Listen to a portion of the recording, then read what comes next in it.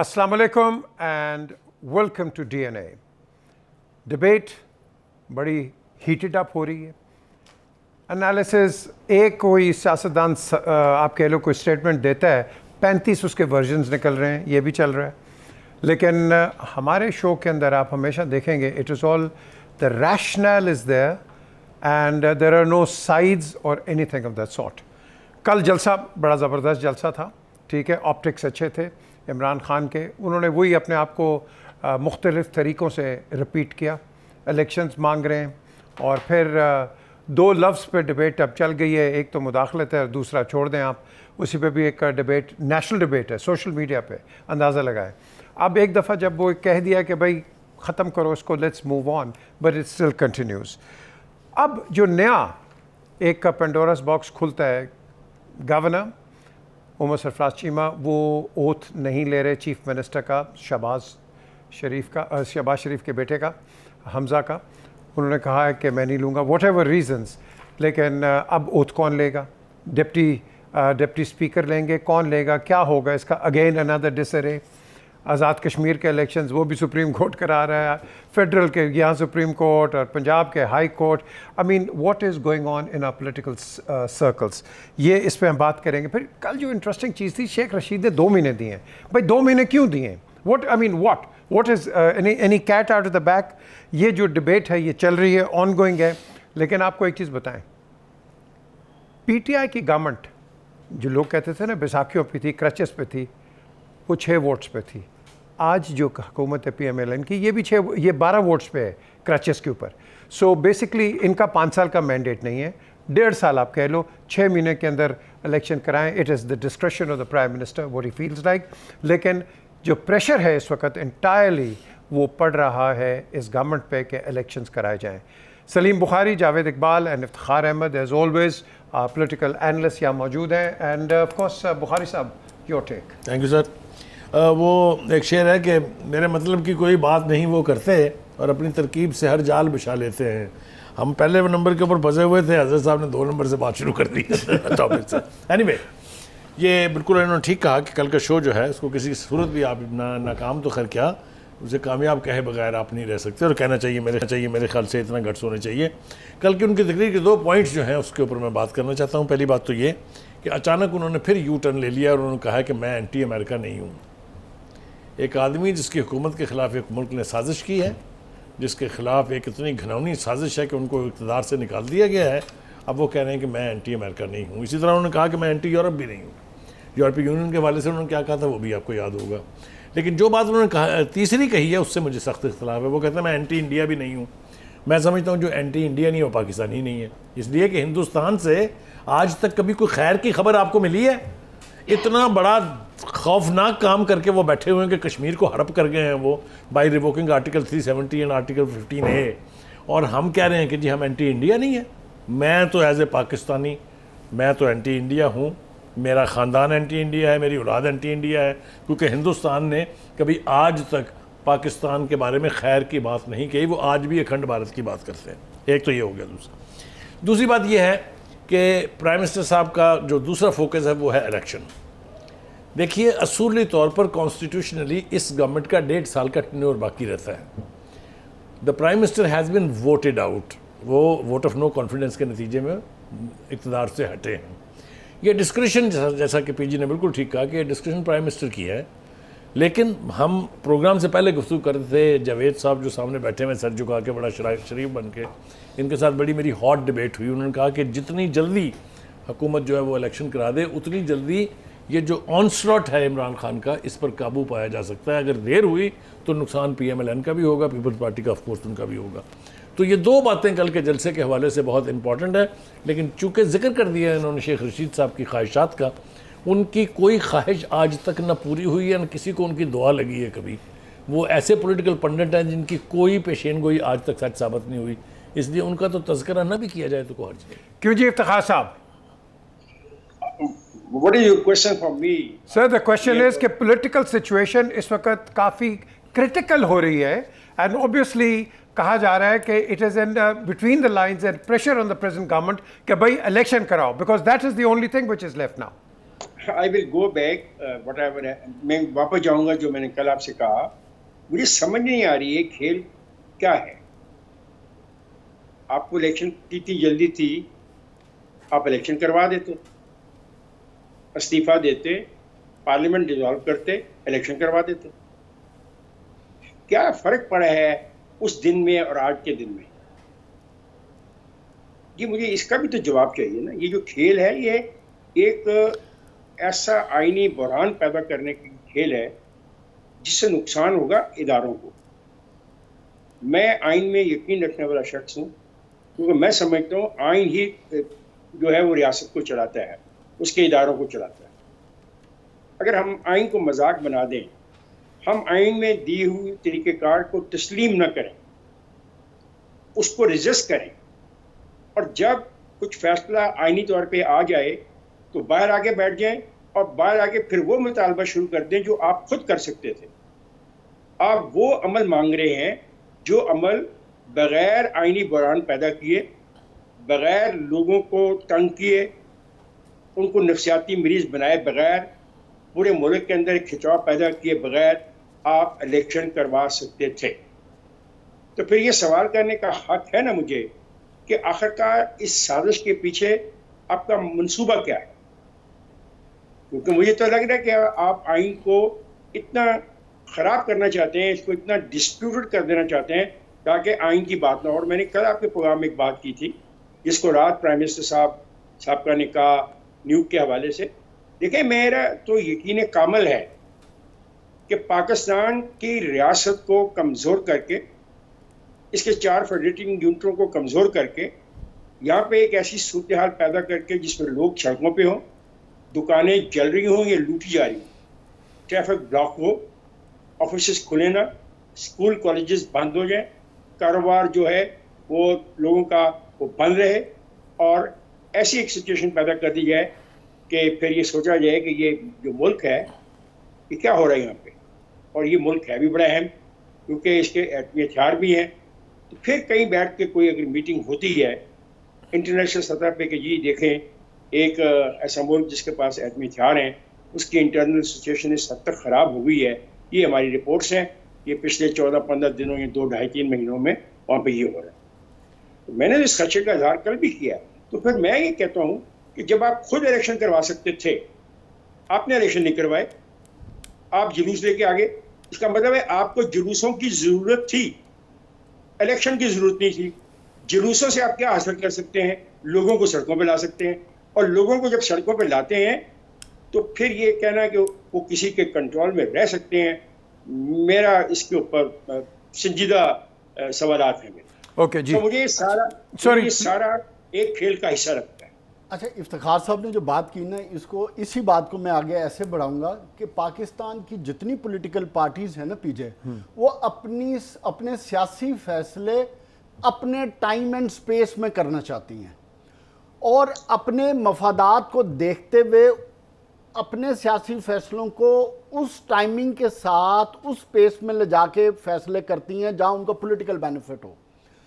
इफ्तिखार साहब की बात को मैं इस तरह सेकंड करूंगा कि 6 हफ्ते पहले पीटीआई इलेक्शन नहीं करवाना चाहती, पीडीएम और अपोजिशन पार्टी सारी इलेक्शन करवाना चाहती हैं। 6 हफ्ते बाद तमाम आज की हुकूमत इलेक्शन नहीं करवाना चाहती और आज की अपोजिशन इमरान खान करवाना चाहती है।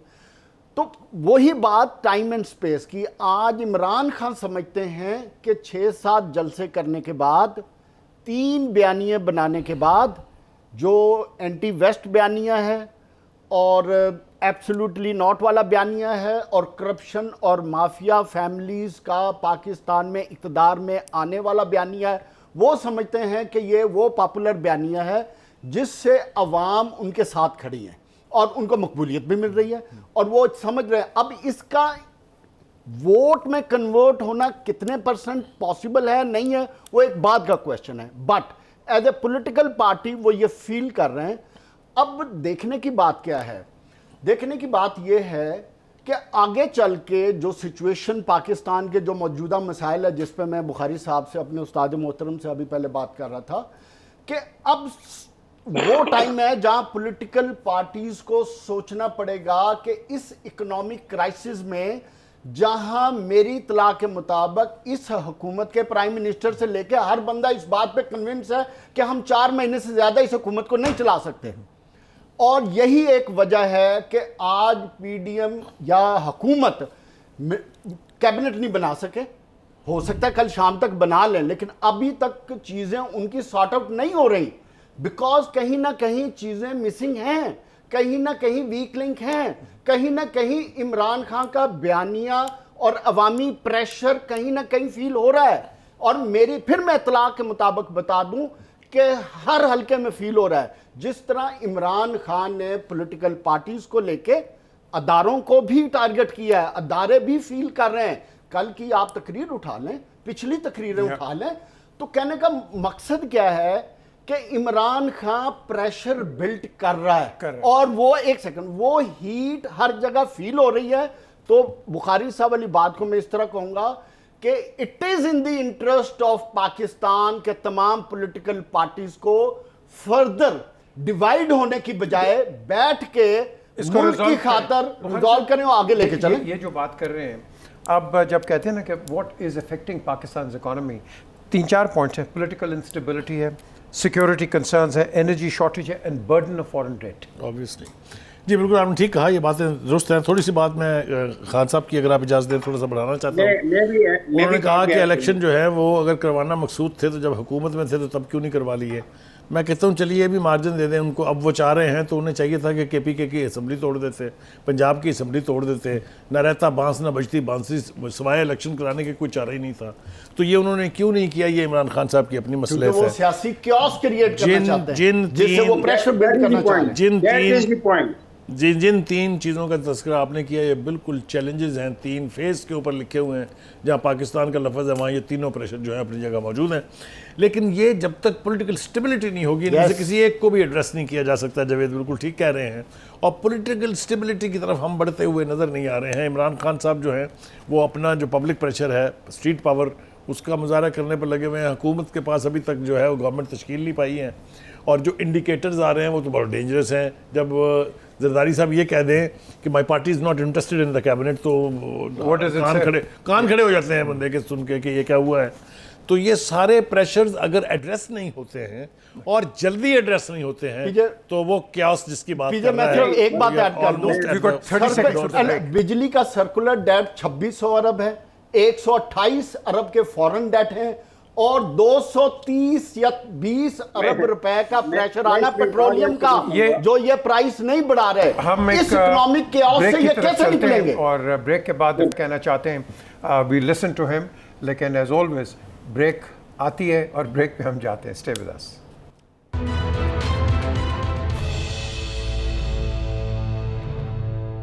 Welcome back to DNA.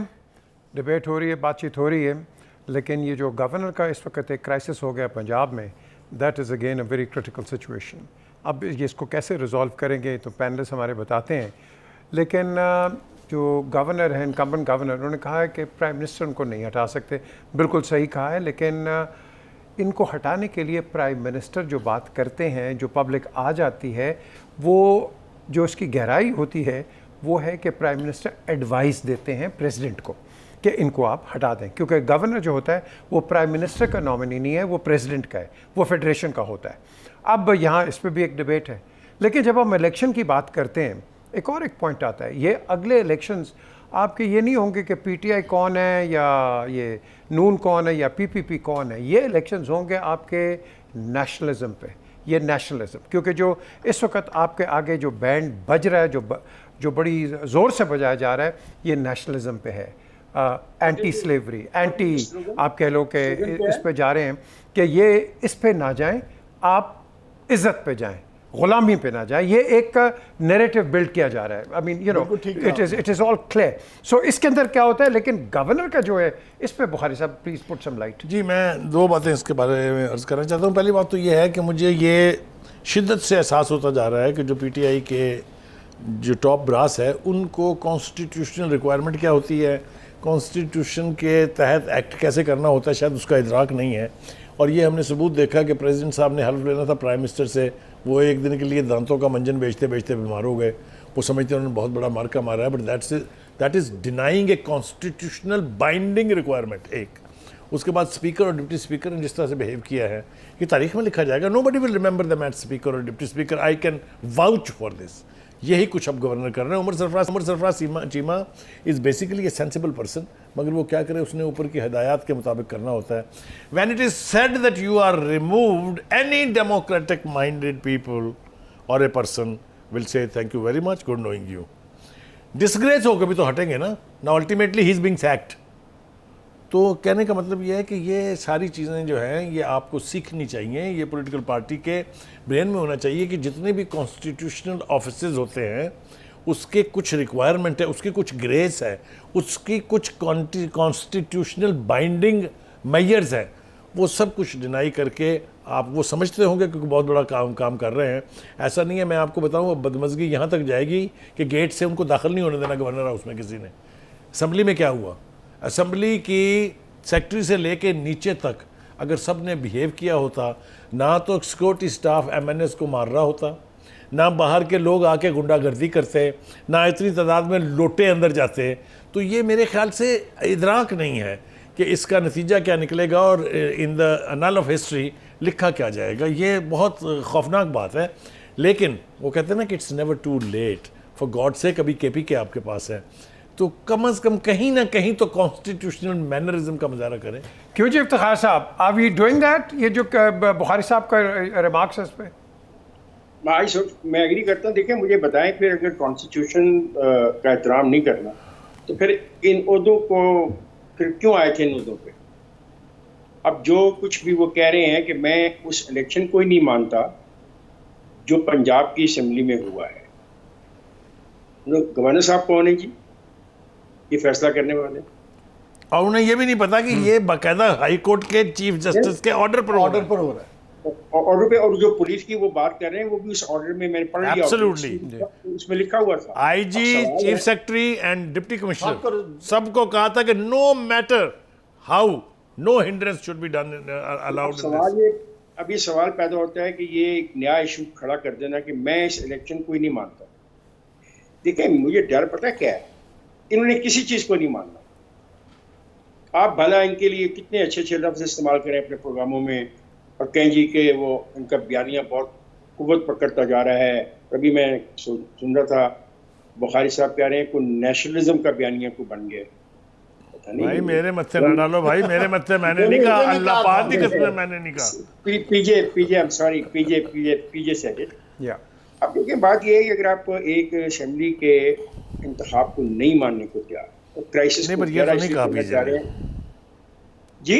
मैंने कहा पीजे ने ये तो नहीं कहा कि आप असेंबली के इलेक्शन ना माने या नहीं, मैंने यार आप कंफ्यूज ना करें। मैंने लफ्ज जो स्लोगनिज्म से लिखा मैंने कागज पे लिखा कि उन्होंने कहा नेशनलिज्म की बात कर रहे हैं। जी जी नेशनलिज्म वो ठीक है, मैं वो बात कर रहा हूँ। Please let me put my point of view. जी ठीक है। बात ये है कि नेशनलिज्म क्या लोगों को उकसाने का नाम है? उनको गलत राह पे चलाने का नाम है? उनको आइन से दूर ले जाने का नाम है? उनको अदारों के एहतराम से हटाने का नाम है? No sir, this is not. और ये इलेक्शन जो हुआ, गवर्नर साहब किस कानून के तहत इसको कह रहे हैं कि वो इसको तस्लीम नहीं करते? ये आइन की जो किताब मेरे हाथ में पड़ी है, इसमें गवर्नर के पास ऐसा कोई इख्तियार नहीं है। अब ये फिर डिबेट जाएगी अदालत में, फिर अदालत को फैसला करेगी, फिर ये रोएंगे जलसों में कि अदालतें रात को 12 बजे क्यों लगती हैं।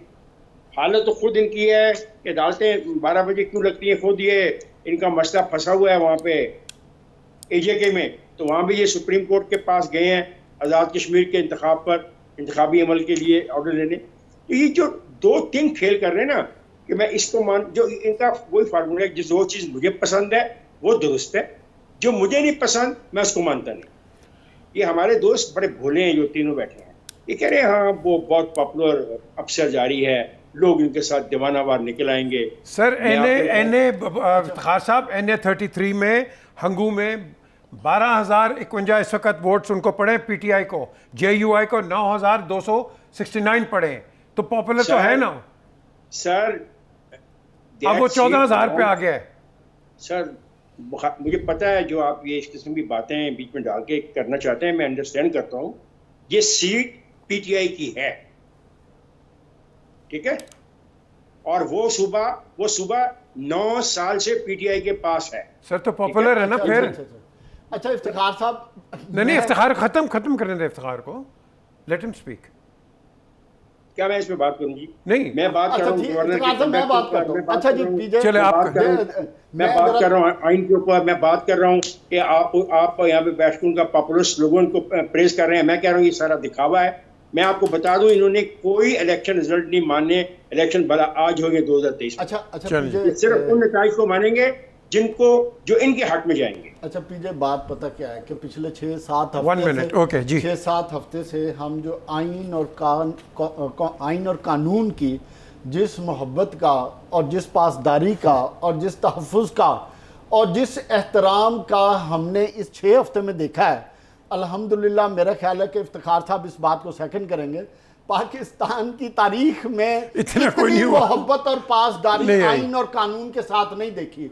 और तो उसी बुरी बात के है। और इन्होंने उसी के नहीं, अगेंस्ट जावेद, ये जितना बुरी बात है। आइन और कानून का तमस्खुर उड़ाया गया इस 6 हफ्तों में, आइन और कानून की आड़ लेकर जिस तरह कौम के साथ मजाक किया गया, चाहे वो मुल्क के एक्स प्राइम मिनिस्टर थे, चाहे स्पीकर थे, चाहे डिप्टी स्पीकर थे, चलें जी, चाहे एक का ब्रेक वो चाहे कट करें अभी- जी। एक हम ब्रेक पे चलते हैं, ब्रेक के बाद वापस आएंगे। Iftikhar Javed, you have to continue from a very interesting. हमारे साथ रहिए आप।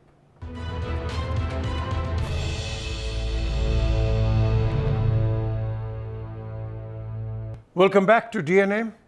ज़राए के मुताबिक अब जो ख़बरें आ रही हैं कि मुत्तहिदा जो अपोजिशन है आज़ाद कश्मीर में, वो बॉयकॉट कर गए, which means now Sardar Tanveer Ilyas is expected to be the prime minister unopposed. ये एक लेटेस्ट आप देखें, लेकिन इसकी कन्फर्मेशन ये भी हम आपको दे देंगे। लेकिन आप कानून की हमारे इस वक्त पूरे पाकिस्तान में ना एक बहस चल रही है कि हमारे जो आइन और कानून के कस्टोडियंस हैं, अल्हम्दुलिल्लाह इस कौम को सिखाना चाहते हैं कि आइन और कानून के कस्टोडियन होते हुए हमने इसको बुलडोज कैसे करना है, और दूसरा उस आइन और कानून को जो सिर्फ उनको बेनिफिट दे उसको कैसे इस्तेमाल करना है, चाहे मुल्क की हाईएस्ट अथॉरिटी प्राइम मिनिस्टर है, चाहे स्पीकर है। और अल्हम्दुलिल्लाह आज आपके गवर्नर जो 4 दिन से सो रहे थे, अचानक उनको भी याद आया कि आइन और कॉन्स्टिट्यूशन भी इस मुल्क में मौजूद है।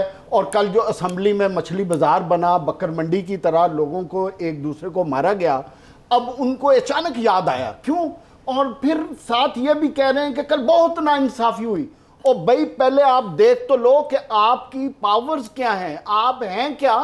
आपकी एक सर्मोनियल पोस्ट है, आपको कानून और आइन इजाजत ही नहीं देता कि आप उधर इंटरफेयर करें। आप सिर्फ और सिर्फ इस आइन और कानून की आड़ में, चाहे फेडरल गवर्नमेंट है और चाहे प्रोविंशियल गवर्नमेंट है, बुखारी साहब, ये सब के सब अपना जाती एजेंडा, अपना जाती जो बयानिया है उसको तकवीयत, नो लॉयल्टी भी नहीं, तो अपने जाती बयानिए को तकवीयत देने के लिए। और जिस तरफ पीछे बात कर रहा था नेशनलिज्म वाला बोल, बदकिस्मती क्या है कि इस नेशनलिज्म के बयानिए ने हमें एक ऐसे दोराहे पे खड़ा कर दिया कि आधी कौम को ये कहना चाह रहे हैं कि आप नेशनलिस्ट हैं, आप पाकिस्तानी हैं और आप मुहब्बे वतन है, और आधे जो अपोजिशन में इस वक्त जो हुकूमत में वो एंटी पाकिस्तान है और वो मुहब्बे वतन नहीं है। और यार ये क्या आप इस पाकिस्तान के साथ शुगर लगा रहे हो सिर्फ इसलिए कि आपको इक़्तिदार चाहिए?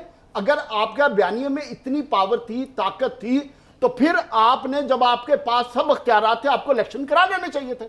बात सिर्फ इतनी है, इससे ज्यादा और कुछ नहीं है कि ये सिर्फ और सिर्फ इस मुल्क के मसाइल को हल करने की बजाय अपनी इक़्तिदार के लिए जंग। बात सुनिए, let's be balanced. Imran Khan ने क्या गलत बात की है कि अगर इंडिपेंडेंट फॉरेन पॉलिसी आपकी हो, is something wrong?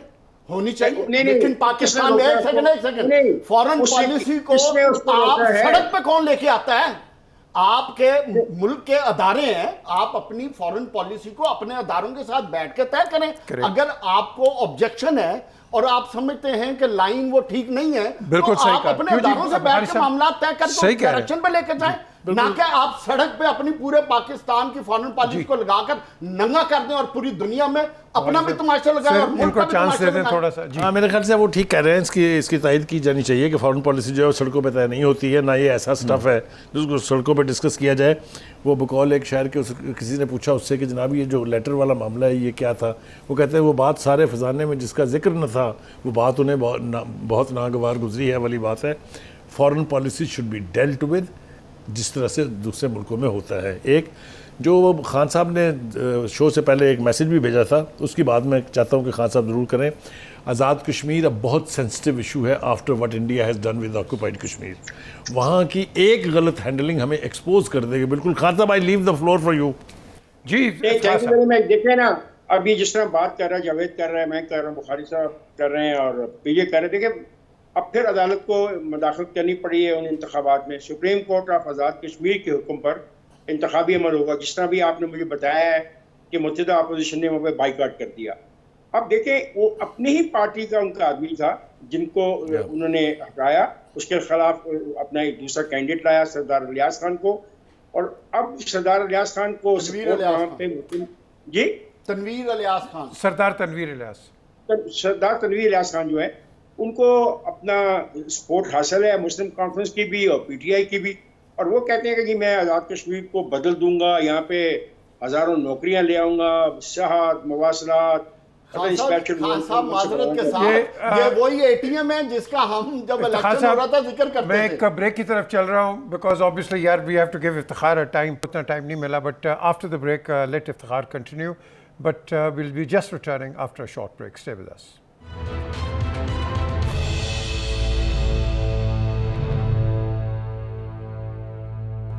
Welcome back to DNA. Afghanistan की एक नई आपके लोगों ने शोशा छोड़ दिया है।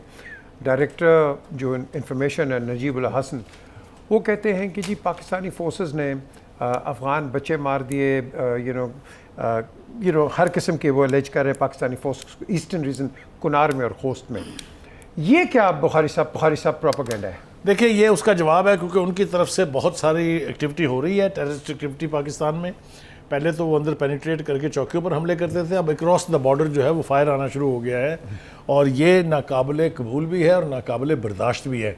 तो चूँकि उसका उनके पास कोई जवाज़ नहीं है, क्योंकि वो इलाके काबुल हुकूमत के कंट्रोल में है ही नहीं, इसलिए वो जवाज़ के तौर पे पेश कर रहे हैं कि जी देखें ज़रा आपकी तरफ से भी ये हो रहा है। जी ये सारी बकवास है, बिल्कुल झूठ है।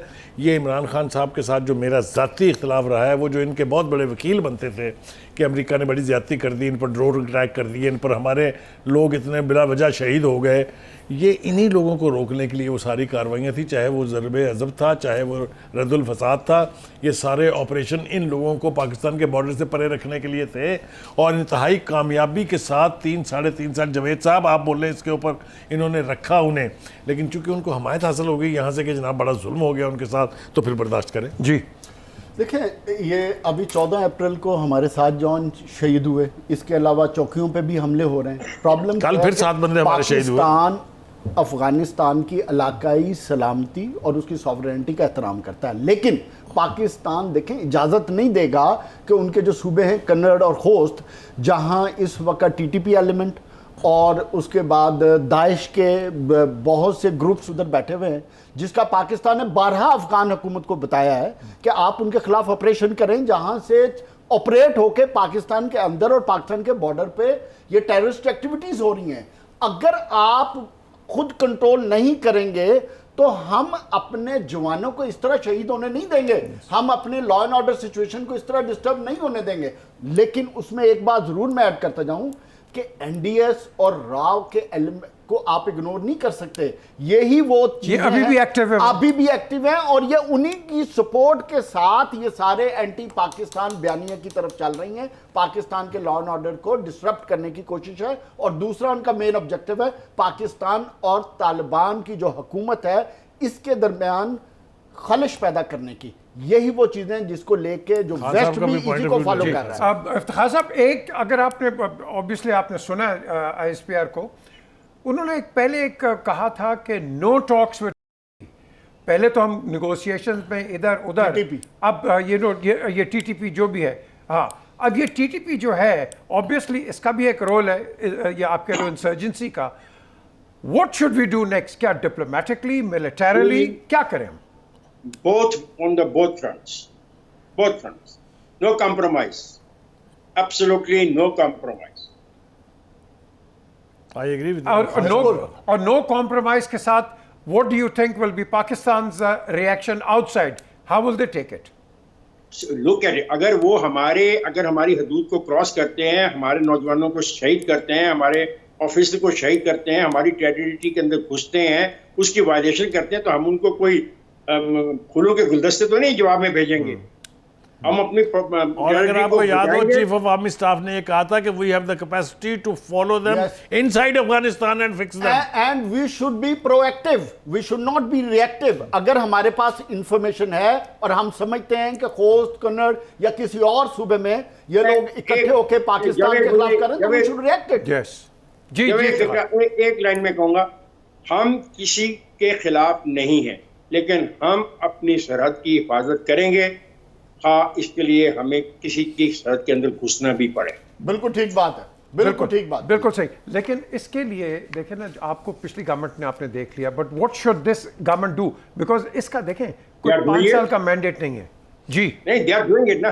अब ये 5 साल का मैंडेट नहीं है तो इसलिए आए और हमला करके चले जाएं तो हम कुछ नहीं कहेंगे। अच्छा 4 दिन का मैंडेट हो। जहां तक सरहदों का ताल्लुक है, उसके लिए फौज का कोई टेन्योर नहीं होता।